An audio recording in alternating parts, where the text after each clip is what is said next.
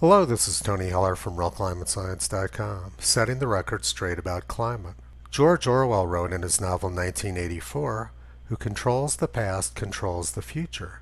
Who controls the present controls the past." The past contains a lot of inconvenient facts for climate alarmists, so they try to erase it at every chance they get. During July of 1913, Greenland Ranch in Death Valley, California, set the world's record temperature of 134 degrees. From July 8th through July 14, 1913, the temperatures were 128, 129, 134, 129, 130, 131, and 127 degrees. Here's a photograph from the monthly weather review showing the station where the record temperatures were taken. The photograph is captioned, U.S. Weather Bureau Instrument Shelter at Greenland Ranch, Death Valley, California, 178 feet below sea level. 10 years of record obtained at the United States Weather Bureau's substation at Greenland Ranch in Death Valley, California, indicate that it is the hottest region in the United States, and so far as extreme maximum temperatures are concerned, the hottest known region on Earth. The temperature of 134 degrees Fahrenheit recorded on July 10, 1913 is believed by meteorologists to be the highest natural air temperature ever recorded with a tested standard thermometer exposed in the shade under approved conditions. In 1911, the United States Weather Bureau established a weather station on Greenland Ranch in cooperation with the company which operates the ranch. Carefully tested maximum and minimum thermometers together with a standard 8-inch rain gauge and a regulation instrument shelter were lent by the Weather Bureau and were installed under approved conditions. The extreme maximum temperature of 134 degrees recorded on July 10, 1913 is the highest natural air temperature ever recorded on the Earth's surface by means of a tested standard thermometer exposed in a standard ventilated instrument shelter.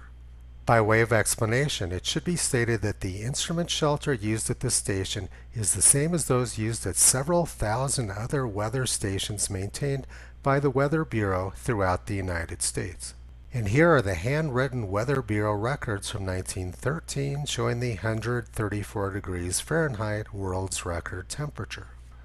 There is no reason to doubt the accuracy of these measurements. Everything was done correctly and was fully adopted by the U.S. Weather Bureau at the time. But 134 degrees when carbon dioxide levels were so low doesn't fit the global warming narrative. So climate alarmists are working very hard to try to erase the world's record temperature of 1913. This is a recent article from NPR, National Public Radio.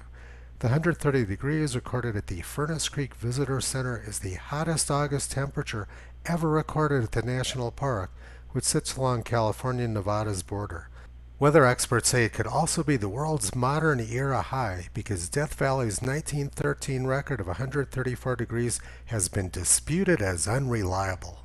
But the problem isn't that the data is unreliable, it's that it doesn't fit the global warming narrative, so it needs to be erased. Let's look now at some other weather events which occurred in 1913. Starting the same week as the Death Valley record, Petaluma, California set their all-time record of 8 days above 100 degrees Fahrenheit. The week before the Death Valley temperature record, Chicago reached 102 degrees and 81 people died in the heat wave. Nebraska had an incredible heat wave that summer. From August 1st through September 7th, 1913, Nebraska recorded temperatures over 100 degrees every single day but one, and many of the days were over 110 degrees. Temperatures in Kansas during August 1913 averaged 101 degrees, which was their second hottest month on record after July 1901. This is the graph of August maximum temperatures in Kansas going back to the year 1895. During August 1913, Kansas averaged 101 degrees. The only other year which was over 100 degrees was 1936. Recent years have been much cooler. And during August 1913, 89% of days in Kansas were over 95 degrees Fahrenheit or 35 degrees Celsius. It was an incredibly hot summer. And across the border in Appleton City, Missouri, 1913 was the second hottest summer on record after 1936. They had 56 days above 100 degrees Fahrenheit that summer. For the entire United States, the summer of 1913 was in the top 10 for most days above 95 degrees Fahrenheit, and higher than any year since 1980.